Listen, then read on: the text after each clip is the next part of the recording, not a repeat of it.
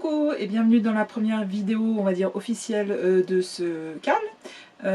Donc toujours pour faire le pull Saperlipopette avec ses différentes options.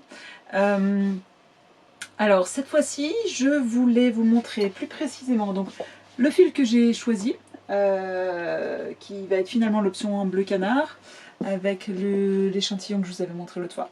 Je vais vous montrer ça plus en détail, je vais vous montrer aussi différentes options de fils, suivant les matières qu'on choisit, avec on va dire de la soie,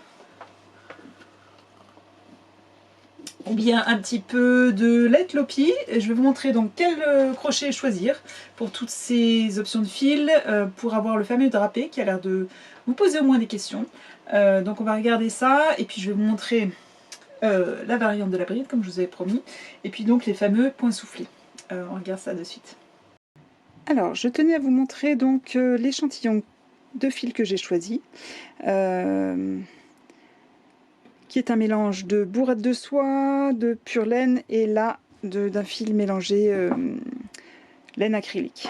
Donc j'ai fait mon essai pour vous montrer le fil que ça donne, est assez fin, c'est vraiment ça donne un fil pas bien épais quand même. J'ai fait mes essais avec du 5 et 5,5, donc 5,5 et 5 ici. On peut voir que dans les deux cas on a bien le drapé que je recherche toujours, on a un peu d'interstice entre les mailles, mais ici en bas, si je passe mes mains, on va dire mon doigt entre les mailles, ça déforme beaucoup la maille, et ça c'est pas trop ce que je recherche, en tout cas pour ce pull là, pour moi, vu les fibres que j'ai choisies, et je préfère avoir un tout petit peu plus de structure. Celle-ci, quand je passe le doigt dedans, les mailles se déforment beaucoup moins. Voilà. Donc je vais choisir mon crochet numéro 5. Je tenais quand même à vous montrer d'autres exemples de fils. Je vais faire un petit peu de place. Je mets celui-ci de côté. On m'a posé la question du fil lait Lopi, qui est donc de la laine islandaise. Il se trouvait que j'avais voilà, une pelote qui me restait. J'ai fait un essai. Alors effectivement, comme j'avais dit à la dame, j'ai essayé avec un crochet numéro 6, qui effectivement laisse bien respirer le fil, puisque c'est un fil donc islandais qui n'est pas retordu, qui a besoin un peu qu'on le laisse respirer quand même, pour qu'il montre bien sa qualité. Mais en 6, alors sachant que moi je crochette un peu serré, hein, ce sera peut-être pas la même chose pour tout le monde, pour moi il est peut-être un petit peu lâche, et le drapé, donc ça va, l'échantillon bouge bien quand même. Pour mon goût, ce serait peut-être un peu limite, donc peut-être que le 5,5, toujours pour mon goût, irait mieux. Là aussi, si on essaye de tapoter dessus, il garde bien sa forme quand même. Après, si jamais vous voulez vraiment un pull qui soit d'autant plus fluide, peut-être que celui-ci serait plus adapté. Ça dépend aussi de votre goût personnel, hein, et de ce que vous voulez. Mais si vous voulez un pull qui se tienne bien quand même, il faudrait garder un tissu crocheté, on va dire, qui ait un minimum de structure. Donc ça c'est pour la lait Lopi. Après, si jamais, bien sûr, c'est un petit peu rêche, toujours un peu rustique, on va dire, la lait Lopi, on peut aussi toujours la mélanger avec un petit fil doux, par exemple, je sais pas, ça pourrait être un petit fil de mohair très doux. Ça pourrait faire des mélanges sympas. Je voulais vous montrer d'autres choses. Donc ça c'est le fil que j'avais utilisé pour mon pull violet, qui est en fil avec le crochet numéro 8. Je mets ça de côté. Et on peut voir que quand je regarde à travers, il y a beaucoup d'espace. Il bouge beaucoup, mais l'espace qu'il y a entre les mailles, là, vraiment j'y tenais. Alors là, question de la structure, vous voyez, les mailles se déforment carrément, hein, quand j'essaye d'appuyer dessus. Mais c'est vraiment ce que je souhaitais, car sinon, on va dire, le mohair serait complètement écrasé, et ça donnerait pas justice à ce fil-là. Et puis les poils du mohair vont avoir tendance à remplir un peu les interstices, et du coup ça marche pas mal. Voilà, donc vraiment je regrette pas mon crochet numéro 8 avec ce fil. Je vous remontre la taille du fil. Il est épais, mais pas si épais que ça. Donc ça, c'est pour le mohair. Gardez ça en mémoire. si vous utilisez un fil qui prend beaucoup d'espace. Autre chose que je voulais vous montrer, donc ça c'est un fil qui n'est pas censé être fait pour crocheter avec. Je l'ai acheté à Felletin, c'était des fins de bobine là, pour la tapisserie. Donc vraiment c'est un fil très très rond qui doit être avec 3, je ne sais plus combien il a de plis, peut-être 3 plis. Hop, ça, oui c'est ça, c'est un fil 3 plis. Je ne sais pas si vous voyez, dès que je le détore, on voit le nombre de plis. Et c'est ça qui lui donne sa rondeur et sa consistance. Vraiment, il est très dense. Donc, si jamais vous voulez vraiment utiliser un fil comme ça, là je l'ai crocheté avec un crochet numéro 8. La structure, il n'y en a plus beaucoup. Il sera un peu plus mou et il risque de tomber un peu, de moins garder sa forme. Et là, c'était le crochet numéro 6,5, voilà, mon super crochet de Jimbo. Donc voilà, c'est pour vous donner des exemples différents de fils. Je vais garder ça juste 2 secondes parce que je vais vous montrer après les points avec. J'avais d'autres matières à vous montrer. Alors ça c'est un fil enfin ouais, pas très fantaisie, mais c'est un fil fantaisie qui date de mon tout premier pull quand j'avais, je sais pas, 16-17 ans. Et c'est un fil vintage de chez Berger du Nord. Alors j'ai refait un essai parce que quelque part ça aurait été joli de me faire un pull saperlipopette avec ça, mais en fait je sais pas si vous verrez très bien parce que j'ai pas beaucoup de lumière, mais il n'y a aucune définition des points et notamment quand on fait là les points soufflés, ils se voient pas du tout. Donc pour moi c'est pas le pull adapté à crocheter avec ce fil là, donc je ne vais pas l'utiliser. Une dernière chose que je voulais vous montrer, c'est de la soie. Il y a Dominique qui me disait qu'elle voulait peut-être utiliser un fil de soie. Alors ça c'est un fil de soie qui est équivalent à celui que j'ai utilisé pour l'étole solidaire et puis aussi pour le top luciole. Voilà. C'est un fil très fin, on va dire, qui serait bien... Là je l'ai crocheté d'abord avec du 4 et ensuite avec du 3,5 sur mon échantillon. Je vais poser mes crochets, ce sera plus simple. Alors, le principe de la soie, c'est que c'est un peu un fil qui est glissant, qui a énormément de drapé. Alors là, pour le coup, pour le drapé, on est servi, hein, qui est assez très lisse. Lui, il n'a pas vraiment de fibres du tout qui vont venir remplir les interstices.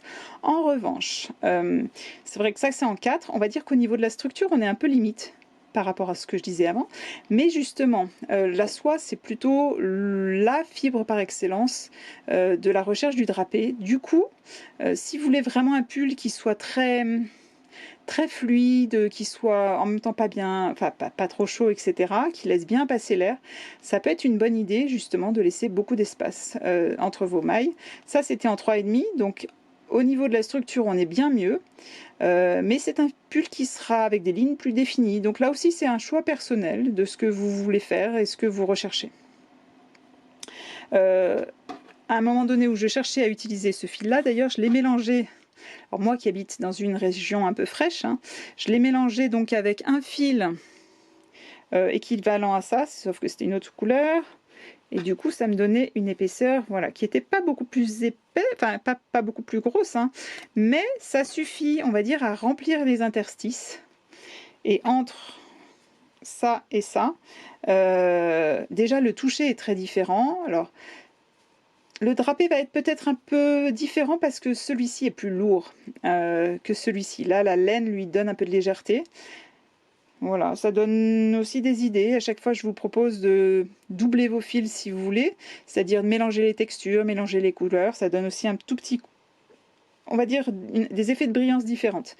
Là, la soie est assez brillante et là, ça l'est moins. Alors ça, c'était pour la soie. Je vais poser ça de côté. Et je crois que je vous ai montré tous les fils que je voulais vous montrer. Donc vraiment, vous aurez le choix entre plein de matières. J'ai hâte de voir ce que vous faites hein, et vos choix. Et donc je vous avais dit que j'allais vous remontrer les points qu'on va utiliser. Je vais en refaire juste une ou deux. Là, pour arriver au début du rang. Je démarre avec mes 3 mailles en l'air, qui ne sont pas une obligation bien sûr, mais là, c'est la convention. Alors, sur les brides, là on a des brides et on est bien d'accord que sur le haut d'une bride, on a toujours ce V, que vous voyez là, hop, hop, les 2 brins du V. Donc quand on crochette, on va dire si j'enlève le crochet, on pourrait piquer soit sous les 2 brins du V, c'est-à-dire comme ça. Et là, ça c'est une bride, ce qu'on appelle une bride normale. Soit, sachant que je suis ici, je pourrais piquer sous le brin avant. Le brin avant, c'est celui qui est le plus proche de moi, ici. Ou alors je pourrais piquer sous le brin arrière, celui qui est le plus loin de moi. Voilà. Dans ce patron pour le pull Saperlipopette, on va crocheter pour tout le corps du pull sous le brin avant. Et alors pour faire ça, en général, moi vous voyez, j'oblique un petit peu le dessus du travail pour pouvoir bien voir presque ce V. Je pique sous le brin avant et uniquement le brin avant et je termine ma bride normale. Ici, j'oblique un petit peu, je vois bien les 2 brins du V et je viens piquer sous ces 2 brins. Alors il y a un effet, on va dire, donc le fait de piquer uniquement sous le brin avant, ça donne un tissu qui est justement plus fin et qui a plus de drapé, toujours, et surtout ça donne une structure où on a cette petite ligne apparente tous les 2 rangs, avec là c'est moins visible, d'accord. Donc là on a la ligne ici, la ligne là, et puis on l'aura ici à nouveau.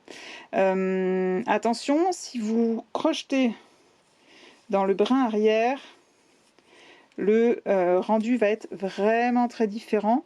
Ça va vraiment faire un peu comme des escaliers dans votre crochet. Je ne sais pas si on va le voir tout de suite. Bon, j'ai pas prévu, j'ai pas préparé en avance. Si je fais 2-3 mailles, on le verra peut-être.